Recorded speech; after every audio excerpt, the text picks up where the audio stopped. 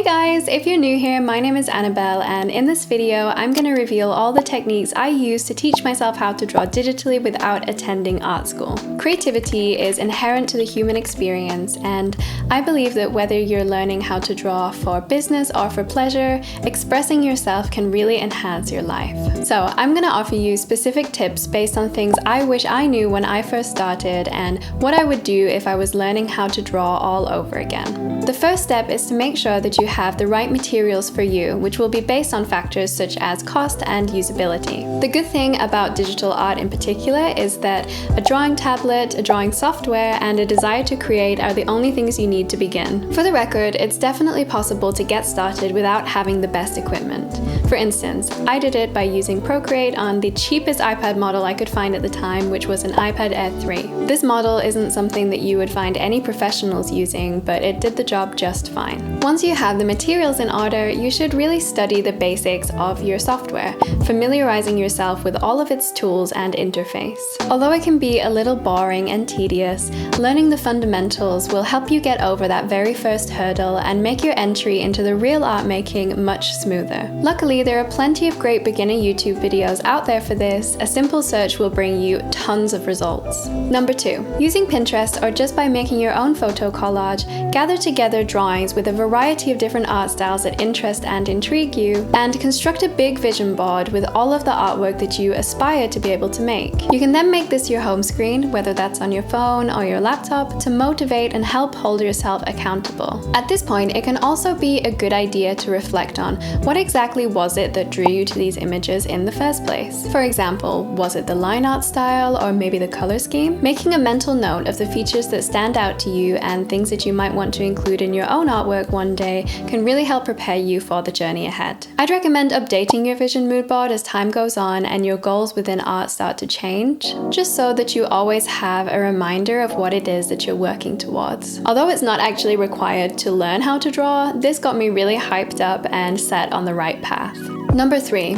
Make a plan. If you're gonna do this alone without the guidance of art school, you'll want to have some kind of plan or curriculum for yourself. It's a good idea to make sure that the goals you set for yourself are both realistic and achievable, such as completing a certain number of pieces per week or implementing a new art style every month. If you're starting from nothing but kind of have an idea of the work it is that you want to create, break down the process needed to get there into smaller, more manageable chunks that you can master one step at a time. For example, my first art goal was to learn how to draw a simple stylized face. So I began by learning how to draw each individual facial feature one at a time, including the eyes, lips, nose, and mouth, before moving on to building the full face and experimenting with different art styles. It really helps to start with the most simple subjects first before moving on to more complex ones later on. However, if you already have a little experience and have some drawings up your sleeve already, be self-critical. Really analyze your work and make a list of all the things you need to improve on. I want you to pay special attention to the things that you feel hold your art back the most and those things that you usually try to avoid. Get really specific with your list as well. For example, if you feel that your colors need some work, write that down.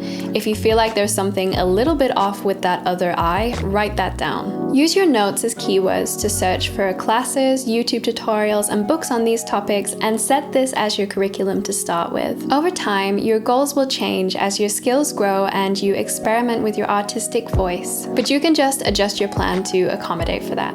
Number 4. Once you have established your goals and created a plan, schedule time to practice. Set aside the time and devote yourself fully to your artistic practice during this period, whether you have a few hours to spare every day or only a little bit of time on the weekends. In the beginning, I aimed for daily practice, so I kept a habit tracker where I put an X on the calendar when I had finished my practice for the day, and this really kept me accountable. You can also do this by planning out your schedule for the coming month, noting first all of the things that are unavoidable, such as work and appointments, and then figuring out how much free time you have available from there. Naturally, when you dedicate yourself to a new passion, extra time won't just magically appear throughout your day. You still have the same 24-hour period, so you may occasionally have to make some compromises if you want to get everything done. Unfortunately, the only way to make progress is to simply show up and carry it through. If you really want to become good at something, you must be consistent and put in those hours. Sometimes you may not feel up to it, and no matter how much you want something, procrastination can still take hold.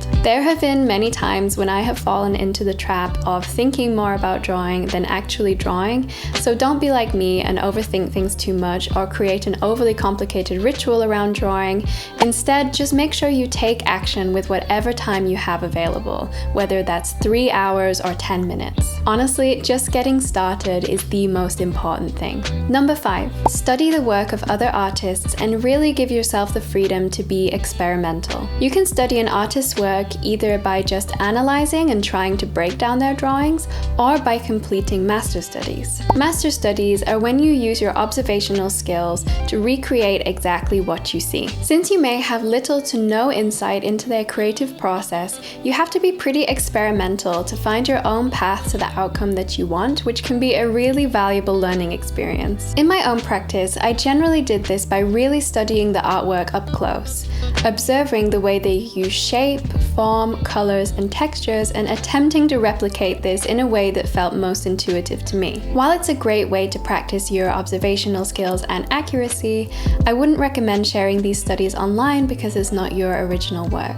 Instead, take what you've learned from these studies and try to implement it into your own drawings during your next practice sessions. For instance, if you like how one artist draws noses and how another artist uses color, you can try to blend these techniques into your own process. Don't be afraid to try new art styles even if they feel outside of your comfort zone. Confining yourself to a box that says you can only draw one specific style or one specific subject matter is really going to hold you back. While a lot of people really drill down on the importance of finding an art style, you're never going to know what that is if you don't give yourself permission to play around with it. Similar to studying the work of other artists, I would always recommend using reference materials such as photographs or live models to really help you understand the proportions, perspective, and the lighting. There's this weird misconception that a real artist should be able to create without using reference images, but I'm here to tell you now that this is utter nonsense. Just ask any professional in the field. I can easily show you an example of a time when I didn't use references versus when I did, and there is a huge difference. If used correctly, they're a great way to build a visual library in your mind and improve your artwork fast.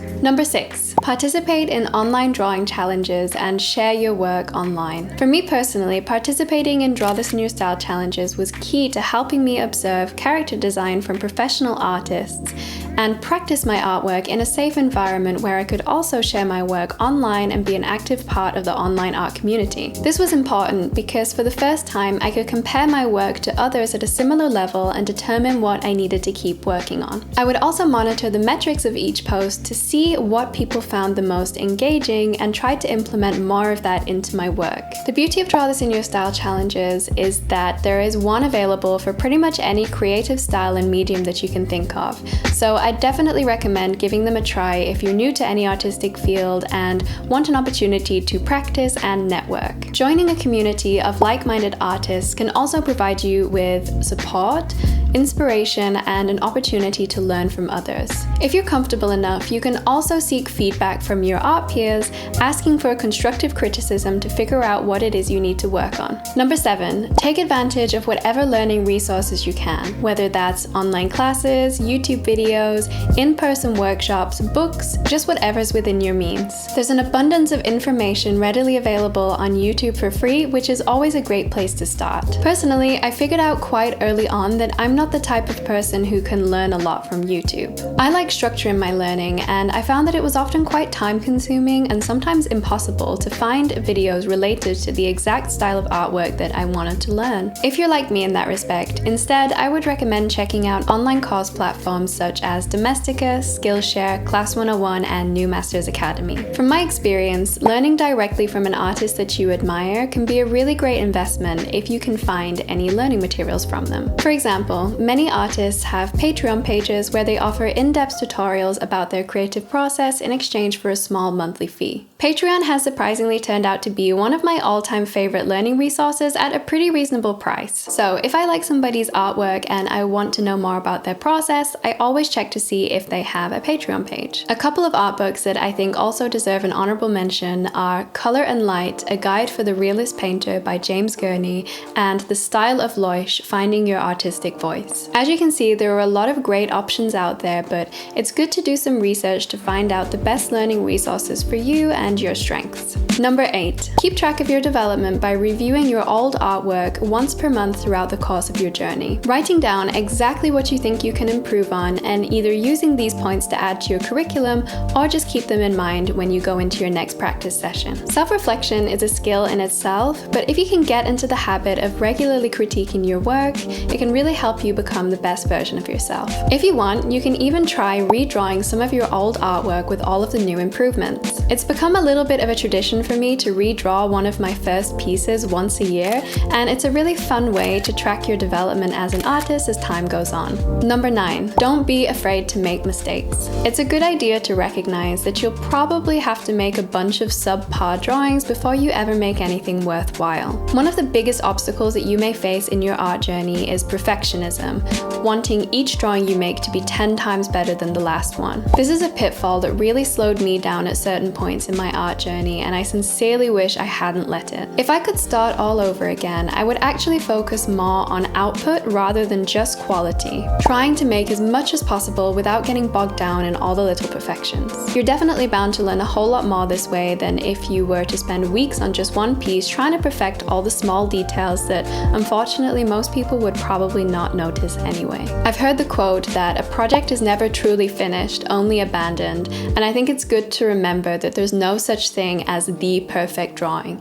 You can always add more, but it's not always necessary. Instead, embrace your mistakes and use them as an opportunity to learn and grow next time. And finally, remember to have patience and be kind to yourself. This is not going to be a particularly easy path, especially without the guidance of art school. Your improvement may not be linear, but that's okay. There will definitely be moments where things don't go as planned, and you will 100% build up a huge library of drawings that will make you cringe when you look back on them in retrospect. However, maintaining consistency when things get tough and keeping a growth mindset is the key to making the most progress. And that's all for my best tips. I want to make it clear that, in my opinion, to be good at drawing, you don't need to have innate talent for it. I saw a quote recently that said, "The only talent an artist has is the desire to create," and I feel like I couldn't have summed it up any better myself. If you keep an open mind, look for opportunities to learn from others, and stay consistent with your practice, you may be surprised by what you're capable of. This works the same if you're already a seasoned artist or you're just starting out in the space. Either way, there's room for everyone here, and I just want to wish you the best of luck on your journey. Thank you so much for watching this video. I really hope you found it helpful or insightful. I'm sorry if this felt like a total information overload, but I want to be one of those artists that doesn't gatekeep. I hope you enjoy the rest of your day, and hopefully I will see you again next time. Bye!